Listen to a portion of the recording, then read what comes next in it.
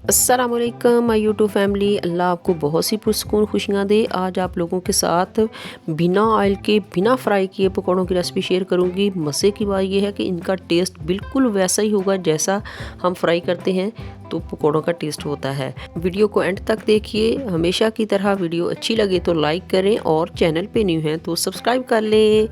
Start करते हैं। बिस्मिल्लाहिर्रहमानिर्रहीम।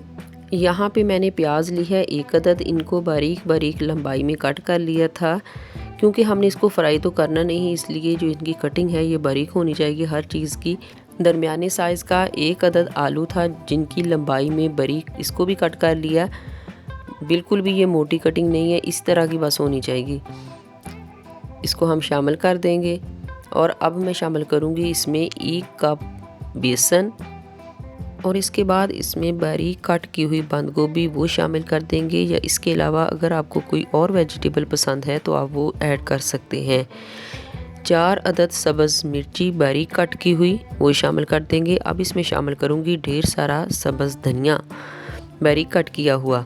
अब मैं कुछ स्पाइसेस इसमें शामिल करूँगी जिनमें जाएगा 1 टीस्पून लाल मिर्च पाउडर, 1 टीस्पून नमक, 1 टीस्पून धनिया पाउडर, 1 टीस्पून गरम मसाला पाउडर और हाफ़ टी स्पून अजवाइन। इससे बहुत ही ज़बरदस्त टेस्ट आता है। लाजमी ये शामिल करें अगर आपके पास अवेलेबल हो। बस इसको अच्छा सा मिक्स कर लेंगे।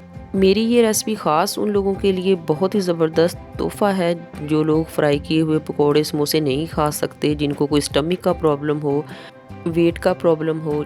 इन पकौड़ों से ना आपका जो है पेट ख़राब होगा, ना आपको जो है किसी तरह का वज़न बढ़ेगा। ये अब हल्दी इसमें हाफ़ टी स्पून शामिल कर दूंगी, जो मैं पहले भूल गई थी। अब मैंने इसके अंदर जो है वो शामिल कर दी है। अब थोड़ा थोड़ा पानी इसमें हम शामिल करके तो इसको अच्छा सा मिक्स कर लेंगे। पानी हमने बहुत ज़्यादा इसमें शामिल नहीं करना क्योंकि ये कहीं बहुत ज़्यादा ये पतला ना हो जाए, बल्कि हमने इसको गाढ़ा सा रखना है क्योंकि हमने इसको फ्राई नहीं करना।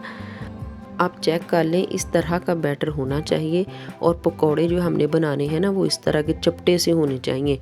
अब फ्राई पैन को ना मैं हल्का सा ऑयल लगा के हाफ़ टी स्पून के करीब तो इसको ग्रीस कर लूँगी, ताकि जब हम इसके अंदर पकोड़े बनाएं तो ये इसके साथ ना चपटे। बस इस तरह के ये साइज़ जो है ना ये हमने बना के चपटे से बना के तो इस तरह के ये रख लेने हैं। ये सारे मैं इसके अंदर डाल लूँ तो फिर हम इसको फ्लेम के ऊपर रखेंगे। और जब फ्लेम पे रखना है तो फ्लेम हमारा मीडियम टू लो होना चाहिए, बहुत ज़्यादा हाई हमने फ्लेम नहीं करना। माशाल्लाह से इतने ज़बरदस्त ये बनेंगे ना कि आप हम जब एक बार ये बना लेंगे तो आपका दिल चाहेगा कि बार बार हम इसी तरह से पकोड़े बनाएं। बस ये देखिए मैंने सारे इसके अंदर जो है वो डाल लिए हैं। अब इसको ऊपर से कवर कर देंगे। अब मैं इसको फ्लेम के ऊपर रख दूँगी और तकरीबन 2 मिनट लगेंगे एक साइड से पकते हुए। ये देखिए माशाल्लाह से एक साइड से जो है ये पक चुके हैं। अब मैं इसकी साइड जो है वो चेंज कर देती हूँ। लेकिन माशाल्लाह से हल्का सा गोल्डन सा कलर जो है वो आ चुका है, क्योंकि अगर हम फ्लेम को तेज़ करेंगे ना तो फिर ये नीचे से जल जाएंगे। बस इसी तरह इन सब की जो है वो साइडें चेंज कर देंगे। सबकी साइडें चेंज करने के बाद अब हम 1.5 मिनट तक इसको कवर करके रख देंगे ताकि नीचे से भी गोल्डन सा कलर आ जाए। 1.5 मिनट के बाद माशाल्लाह से बहुत अच्छी तरह ये पक के तैयार हो चुके हैं। अब हम इसको डिश आउट कर लेते हैं। माशाल्लाह से ये इतने ज़बरदस्त हैं, बिल्कुल भी पता नहीं चलता कि ये फ्राई किए हैं या बग़ैर फ्राई के बनाए हैं। बिल्कुल अंदर से कच्चे नहीं हैं, बिल्कुल पक गए हैं। मैं आपको इसकी कंडीशन भी दिखाऊंगी डिश में डालने के बाद। इस रमज़ान में मेरी इस रेसिपी को ज़रूर ट्राई कीजिएगा। एक मरतबा लाजमी इस तरह से पकोड़े बनाइएगा और मुझे फ़ीडबैक में लाजमी बताइएगा कि आपकी रेसिपी कैसी बनी। माशाल्लाह से ये देखें सारे मैंने पकोड़े जो है ये निकाल लिए हैं। अब मैं आपको दिखा देती हूँ कि ये बिल्कुल अंदर से कच्चे नहीं हैं, बिल्कुल पक के अच्छी तरह से तैयार हो चुके हैं। जहाँ भी रहिए हैप्पी रहिए और हेल्दी रहिए। अपना और अपनी फैमिली का ढेर सारा ख्याल रखिए। मुझे दुआओं में याद रखिए। मिलते हैं नेक्स्ट रेसिपी के साथ, तब तक दीजिए इजाज़त। अल्लाह हाफिज़।